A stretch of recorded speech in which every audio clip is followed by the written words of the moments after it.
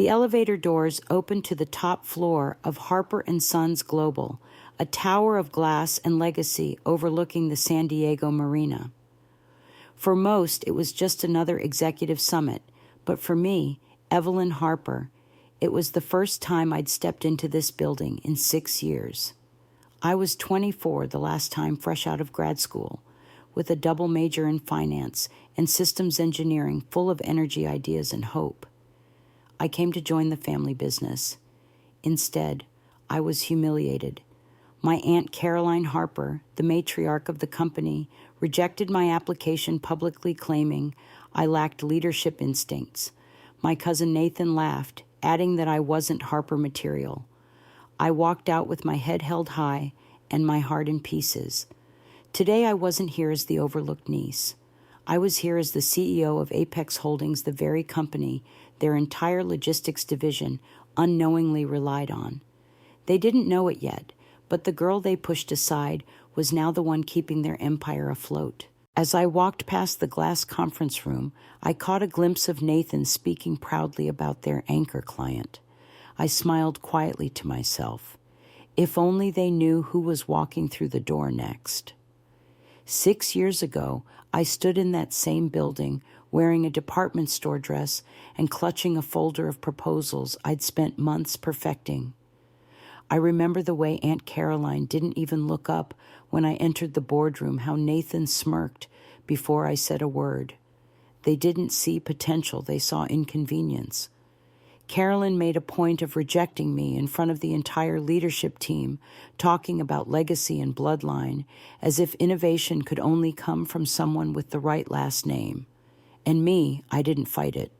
I smiled, politely walked out, and let their laughter echo behind me. But that humiliation didn't break me, it sharpened me. I spent that night sitting on a bench outside their building, watching the lights from the harbor flicker, while a storm swirled in my chest. That's where the idea for Apex was born. Not out of revenge, but necessity. I would never beg again. I would build something so strong, so valuable, they'd one day have no choice but to take me seriously. And I did. Apex Holdings started as a consulting outfit, working with mid-tier logistics firms, but we grew faster than even I expected. I learned everything they wouldn't teach me. I built teams that believed in substance over name. We automated systems, streamlined shipping operations, and brokered partnerships across 3 continents. By the 3rd year, Apex had quietly acquired Harper & Sons' largest logistics contracts through shell partnerships. By the 5th, we were the only thing keeping their quarterly numbers from collapsing. They didn't know it was me. They didn't think to check. Why would they? To them, I'd disappeared. Another dropout from the Harper lineage who couldn't make the cut. But I hadn't disappeared. I'd evolved. Now standing once again in their executive tower, I didn't feel nervous. I didn't feel vengeful either. I felt calm, settled. This wasn't a show. It was business. And business was something I'd mastered while they sipped champagne and hired their cousins' kids for VP roles. As I made my way into the conference room, I caught glimpses of familiar faces, board members, who once wouldn't return my emails. They smiled politely, none recognizing me. Nathan was clicking through a sleek PowerPoint, beaming about the company's new era of growth, largely fueled, he claimed, by their most important client, Apex Holdings. I sat down in the guest row, hiding my grin behind a porcelain cup of espresso. He really had no clue. Caroline's voice rang out from the head of the table, still commanding, still cold. That's exactly why we keep leadership in the family. Proven loyalty. My gaze fell to my tablet screen, where my team's internal report glowed quietly, page after page of falsified financials, hidden losses, and exaggerated earnings. I glanced up at Nathan, watching him soak in the praise. He didn't know I held the thread that, if pulled, could unravel everything. Just then, Caroline's assistant approached me quietly. "Ms. Morgan, They're ready for your presentation." She used the alias I gave Apex years ago, Evelyn Morgan. I rose, straightened my navy blazer, and walked toward the front. Nathan looked up and froze. "Wait, Evelyn?" he stammered. "What are you doing?" I met his stare, voice steady. "I'm here on behalf of Apex Holdings." The room fell silent. Their anchor client had just taken a seat at their table. The silence in the room was heavy, the kind that pulls at your skin and makes every breath feel loud. Nathan stared at me as if I'd appeared from thin air, his mouth slightly open, his expression a slow transition from confusion to disbelief. I stood tall at the head of the room, letting the moment sink in. They needed to feel this. Caroline leaned forward, eyes narrowing as if squinting would somehow make me disappear. "I don't understand," she said slowly. "Apex Holdings always sends a representative. You're not—" I smiled, not out of arrogance, but certainty. "They do. And today, that representative is me." I tapped the screen beside me, and the projector flickered to life with the Apex logo. Their logo. My company. A few board members sat straighter, exchanging uncertain glances. I saw Elise, my cousin, and their legal advisor drop her pen in shock. Then I saw it, Caroline's fingers tightening around the armrests of her leather chair. Her posture changed. She wasn't in control anymore, and she knew it. "You run a startup," she muttered. We checked. Background reports, financial records. You couldn't possibly be behind Apex.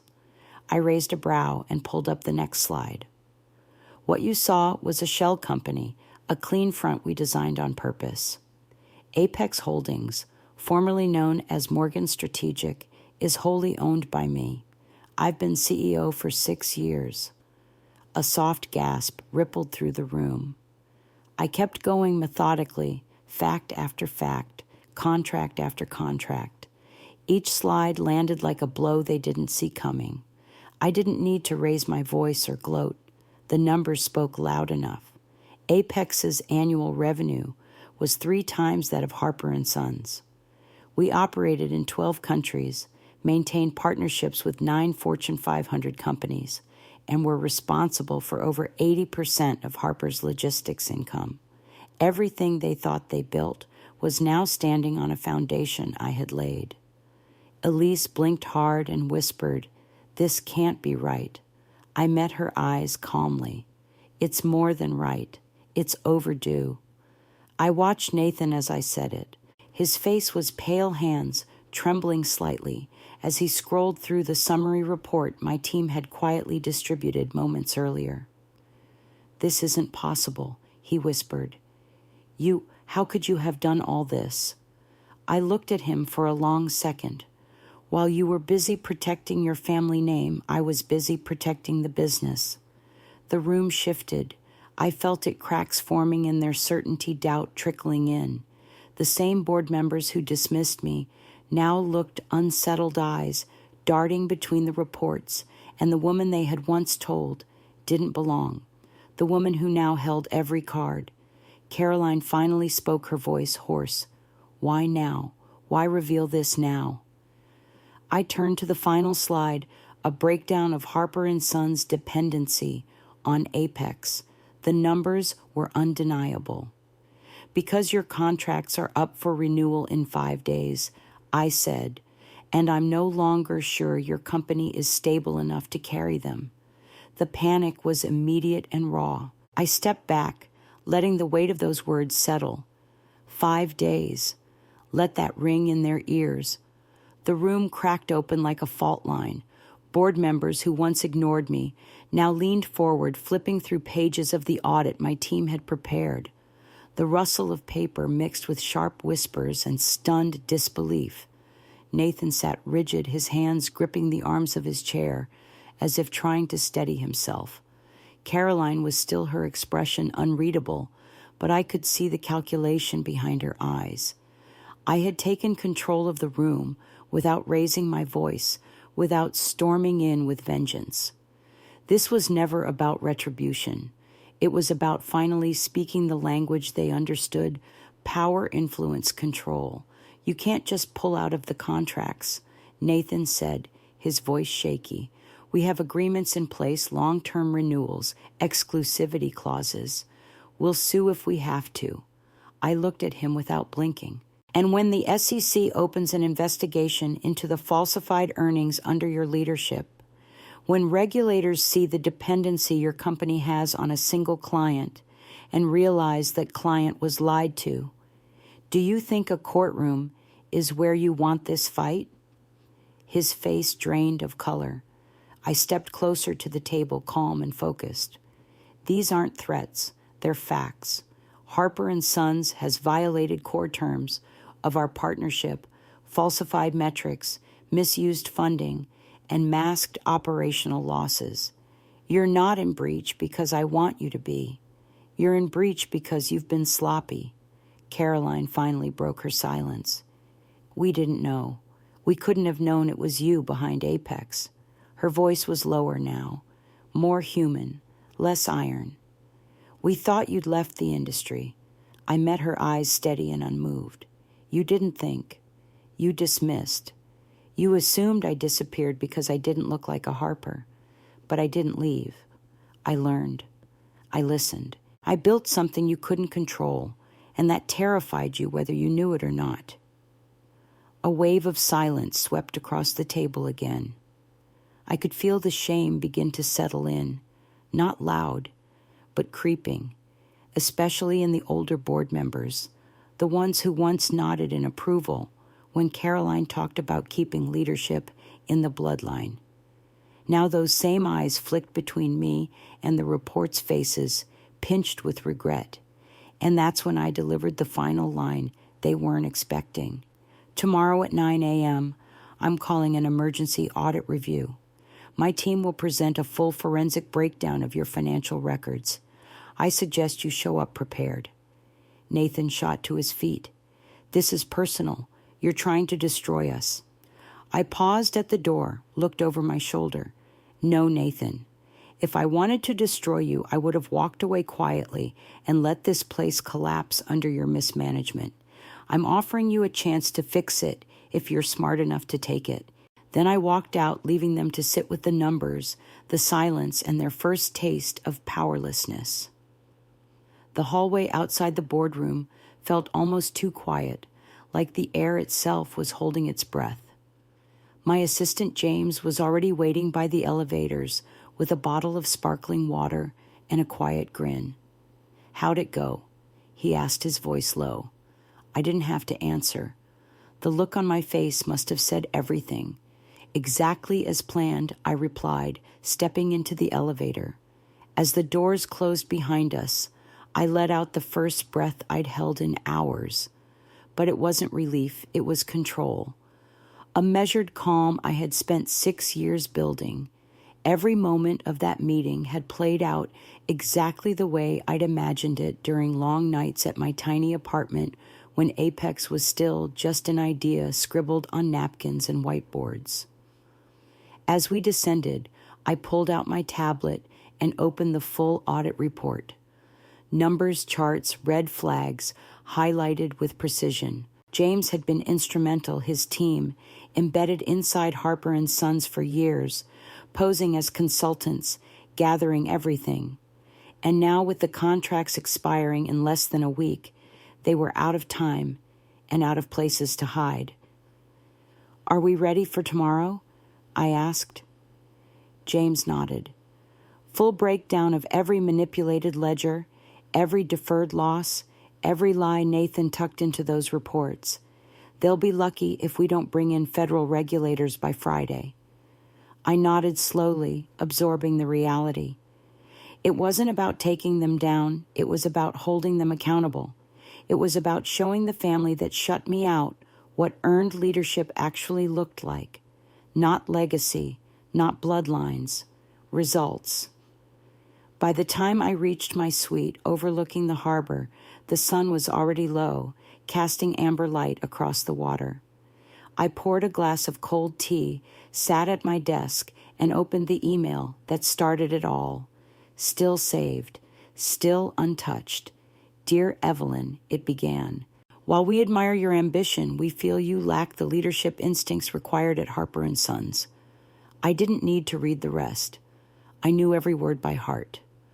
I didn't keep it as a wound anymore. It was a reminder, a receipt of what I survived. That evening, my phone started buzzing. Calls from cousins I hadn't spoken to in years. Texts from family I hadn't heard from since graduation. Some pleading, some accusing. I ignored them all. Instead, I drafted a simple message for tomorrow's meeting, an opening line that would set the tone. Clear, cold, professional, because this wasn't about family anymore. They made that choice years ago. Just before shutting down for the night, I looked out across the skyline and thought about Aunt Caroline. I wondered if she was still sitting in that chair, still trying to hold on to a version of the company that no longer existed. Then I smiled slightly and whispered to myself, tomorrow, the real conversation begins. The next morning, I arrived at Harper & Sons headquarters just after sunrise. The sky over the marina was painted in soft streaks of gold and lavender, but the air inside the building was thick with tension. The same security guard from 6 years ago stood at the front desk. He recognized me instantly this time and stood up so fast he nearly spilled his coffee. Ms. Morgan, welcome. His voice trembled with a mix of respect and confusion. I gave him a polite nod. Early, he said. I smiled slightly. Funny what the smell of collapse does to people. I took the executive elevator alone, watching my reflection in the polished chrome doors. The woman staring back at me wasn't the nervous girl they'd laughed out of the boardroom all those years ago. She was composed, unshakable, and in full command of her narrative. By the time I entered the conference room, the entire board was already seated.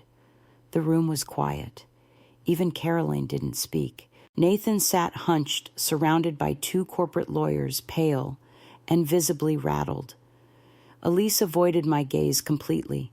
Independent board members were flipping through reports my team had sent early that morning. Some pages were highlighted in red. Others were marked urgent. They were already whispering to one another. I could feel the cracks widening before a single word left my mouth. I took my place at the podium, laid my notes in front of me, and said simply, "Good morning. Let's begin." Caroline's voice, usually sharp and precise, was stripped of its edge.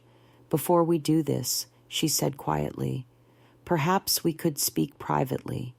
I paused, tilting my head slightly. "I think we've had enough private family conversations, don't you?" I gave a subtle nod to James, who stood near the doorway. He signaled the team. One by one, my analysts entered the room, each one calm, focused, and ready. Each of them had been placed inside Harper & Sons over the years under contract consultants, systems, auditors, even interns. No one ever suspected they were working for me. Now they moved efficiently, placing copies of the final audit in front of each board member. The rustling of papers sounded like distant thunder. Then silence. For a moment, the room didn't breathe. I watched them process what they were seeing: evidence of financial misreporting, buried losses, inflated client accounts. A director muttered under his breath, "This can't be real." Another swore quietly, shaking his head. Carolyn's fingers trembled as she flipped through page after page. I projected my opening slide onto the screen behind me, a summary of $8.2 million in unaccounted-for losses concealed under mislabeled operations expenses. Then I turned to Nathan. "Would you like to explain how this happened, or should I walk the board through it myself?" His lawyer started to object, but I held up a hand. "Or perhaps we should move on to the falsified revenue reports, the phantom assets, or the fact that without Apex contracts, Harper & Sons is technically insolvent." Caroline looked like the air had been knocked out of her, but I wasn't done. We can keep pretending this is about family, I said, voice steady, or we can finally admit this is about survival. Nathan's face was paper white, his mouth opening and closing without words. The boardroom felt like a courtroom now, every eye watching, every breath shallow. My team stood at the back, silent but present, the way only people who knew the outcome, before the conversation even started, could stand. Caroline finally spoke, her voice barely above a whisper. "You're trying to ruin us." I looked at her, and for a split second, I saw the woman who had once bounced me on her knee at family gatherings, before legacy and bloodlines meant more to her than connection. But that woman had long since disappeared. "No," I said quietly. "You ruined yourselves when you chose pride over merit, secrecy over integrity. I'm not here to ruin you. I'm here to clean up the mess you never had the courage to face." The room stirred, some board members nodding subtly, others still in stunned silence. I clicked to the next slide, a graph showing how nearly half of Harper & Sons' total annual revenue was tied directly to contracts with Apex. I didn't have to say what everyone was already thinking. If I pulled those contracts, the company wouldn't just stumble, it would crash. Nathan finally found his voice. "You can't do this. Your family." He sounded more like a frightened child than a businessman. I met his gaze without flinching. "That excuse expired the moment you told half the industry I wasn't cut out for leadership. You don't get to play the family card after 6 years of silence and sabotage." One of the independent board members, an older man with silver hair and tired eyes, leaned forward. "Miss Harper, or Morgan, given the current situation, I think we need to discuss restructuring." His words were deliberate. "Leadership transitions, executive accountability, and whether this board is equipped to continue." Caroline's eyes flashed with something I hadn't seen before: fear. She sat back slowly, as if absorbing the full weight of what she was losing. Nathan jumped in, panicked. "This is our company, our name. You can't just walk in," and I cut him off, sliding a sealed envelope across the table. "Actually, I can, and I have." The envelope landed with a quiet thud, but the message was deafening. Inside are 2 options. Option 1, full restructuring. You resign, Nathan. Caroline steps down. The board brings in external oversight. Apex continues a scaled-down partnership while we clean up this disaster. I paused. Option 2. I walk. Every contract is terminated, and our legal team forwards the audit findings to federal regulators. I leaned in slightly, voice calm but unshakable. "You have 1 hour." The room exploded. Lawyers whispered urgently. Board members demanded clarification. Caroline sat frozen, staring at the envelope like it might catch fire. I stood, gathering my notes. "I'll be in the office next door. When you're ready to talk like professionals, not royalty, you know where to find me." Then I turned and walked out, leaving behind silence and the ticking clock. I closed the door to the adjacent office and let the sound of the boardroom fade behind me. The storm would rage in there for a while. Accusations, denial, scrambling for leverage. Let them sweat.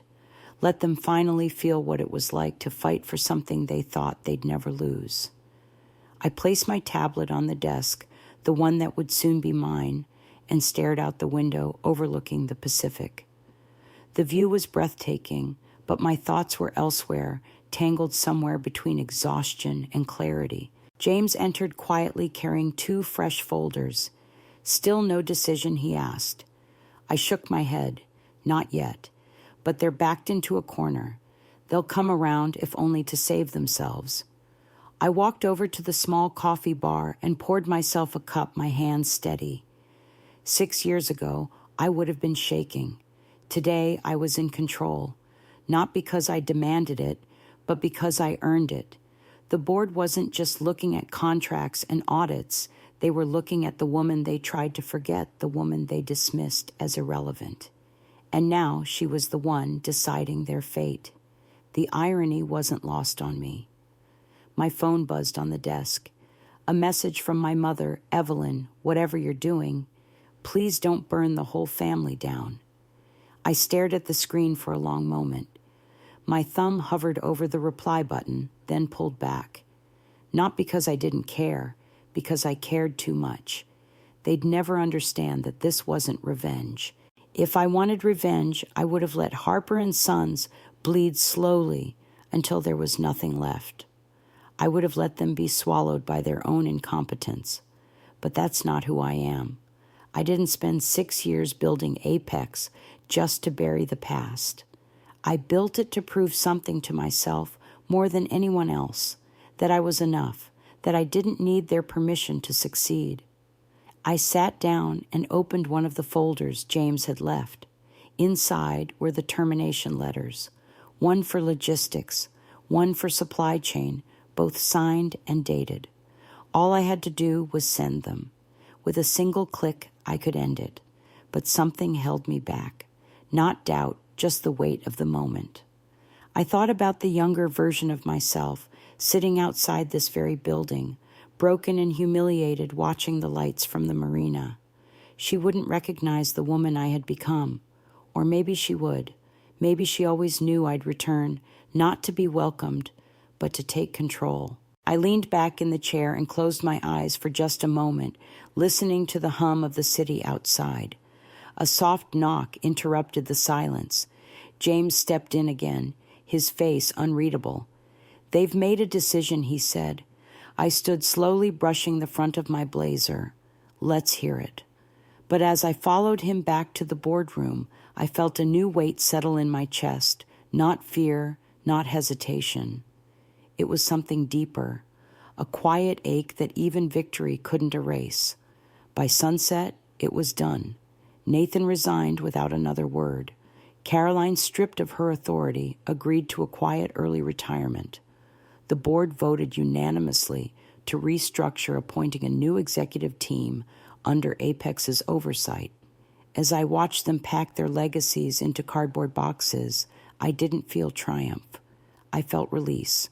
I stepped into the corner office, the one I was once told I'd never deserve, and placed a printed copy of Caroline's rejection email in the drawer. Not as a trophy, but a reminder. The same walls that once held me back now echoed with my footsteps. I looked out at the harbor, golden with the fading light, and let the stillness settle. Sometimes the most powerful victories are the quiet ones. You don't always get closure in words. Sometimes you find it in the silence after a storm, in the weight you no longer carry. Betrayal taught me to stand alone. Loyalty taught me where to build, and failure taught me how to rise. If there's one lesson I've learned, it's this. You don't need to prove yourself to people who are committed to misunderstanding you. Just build. Become undeniable. And when the time comes, let your work speak louder than their doubts. If this story moved, you share your own in the comments when you were underestimated, overlooked, or doubted. And if you believe in second chances, quiet strength, and rewriting your place in the world, subscribe. This journey isn't over, and neither is yours.